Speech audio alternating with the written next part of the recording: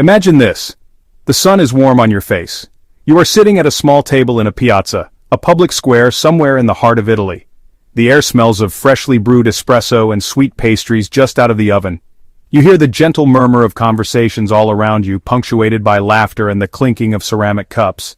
Children chase pigeons across the ancient cobblestones, their happy shouts echoing off the warm, ochre-colored buildings. This isn't just a scene from a movie, it is a daily reality, a moment of simple, profound joy.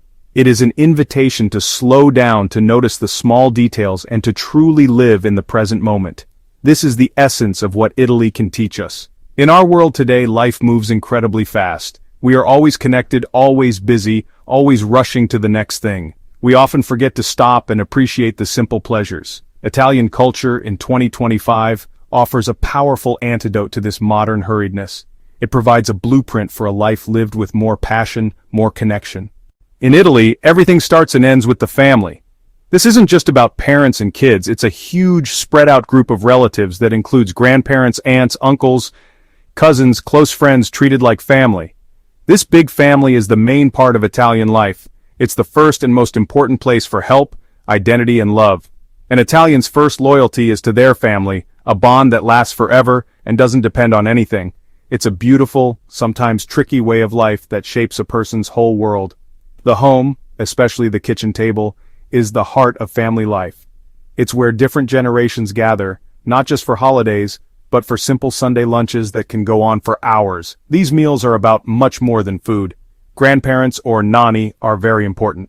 Conversation between generations keeps the family strong. To really get Italy, you gotta know that talking there is way more than just words.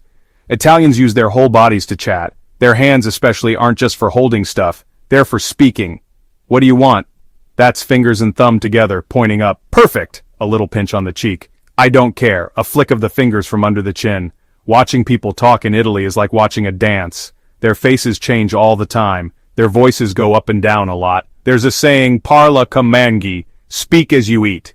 Italians aren't scared to show how they feel, being annoyed, love, anger.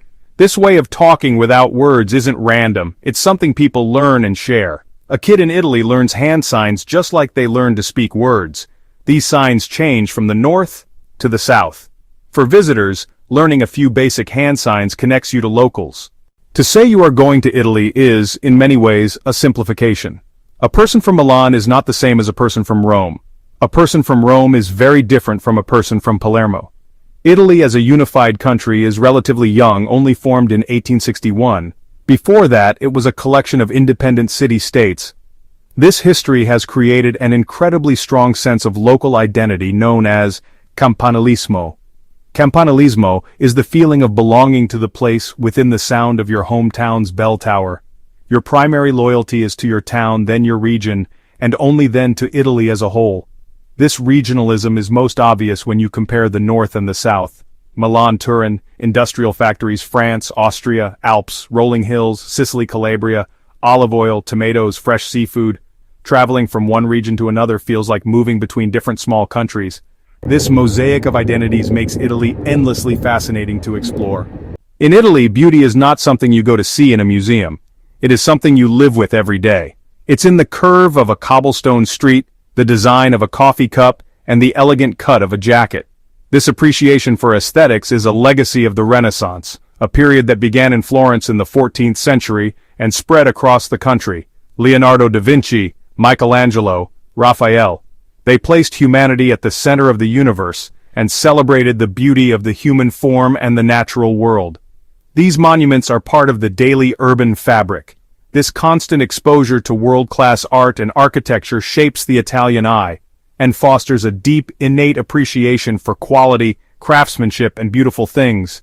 In the 20th century, Italy became a global leader in modern design. Think of the sleek lines of a Ferrari car, the iconic shape of a Vespa scooter, or the elegant simplicity of an Armani suit. Italian design is famous for innovation, style, and functionality. This philosophy is called la bella figura, which literally means the beautiful figure. It is the idea of always presenting oneself and one's surroundings in the best possible light. From high fashion in Milan to handcrafted leather goods in Florence and colorful ceramics on the Amalfi Coast, this commitment to style and craftsmanship is everywhere. The Italian way of doing things each day is all about feeling good, not just working all the time. A really important part of this is something called the riposo. It's a break in the middle of the day that's common in many parts of Italy, especially in smaller towns and down south.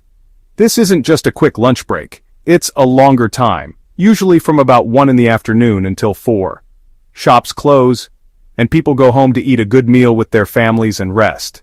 It lets people get away from the hottest part of the day, digest their food well, and get their energy back for the afternoon and evening. After the riposo, life starts up again. The late afternoon leads into one of Italy's most loved traditions, the passeggiata. This is a gentle, relaxed walk that happens in the early evening, usually before dinner. People of all ages go to the main streets and town squares, not to go anywhere special, but just to walk, to see, and to be seen. Soccer or calcio is more than just a sport in Italy, it's like a religion. On Sundays, the whole country seems to stop to watch the games.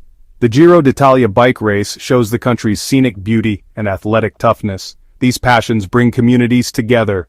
In Italy, food is not merely fuel, it is culture, it is identity, and it is a love language. The Italian philosophy of food is beautifully simple. Use fresh, high-quality seasonal ingredients and let them shine. It's not about complicated techniques or heavy sauces. It's about respecting the ingredients and the traditions behind each dish. They pass down recipes and stories over generations. Antipasto, the starter. Primo, the first course, usually pasta, rice, or soup. Secondo, the main course of meat or fish. Contorno, a side dish of vegetables. Dolce, dessert. Coffee comes after dessert, never with it. A cappuccino, for instance, is strictly a morning drink. Ordering one after a meal is a sure sign you're a tourist. In Emilia-Romagna, rich egg pastas like tagliatelle and tortellini. Naples, pizza. In Sicily, pasta con lessard, sardines, fennel, pine nuts, and sweet cannoli. If family is the heart of Italy, then soccer or calcio is its very soul. On game day, the country completely changes. The love for local teams is super strong, like town pride. Away from the soccer field, Italy's love for speed shows up in car and bike racing. Ducati, Aprilia. The Giro d'Italia, human-powered and epic. Getting around shows how Italy has both old and new. High-speed trains make travel easy. In cities, scooters zip through streets.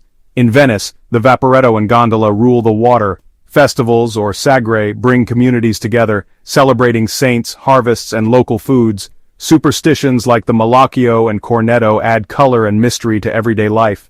They are a living link to the past, keeping old traditions alive. Italy offers a timeless guide to living more deeply and more beautifully. Put your phone away and engage with the world around you. Thank you for joining us on this journey through Italy's vibrant culture and timeless beauty. If you love discovering new destinations, crave practical travel tips, and want more immersive adventures, make sure to like, comment, and subscribe. Your next great journey starts here.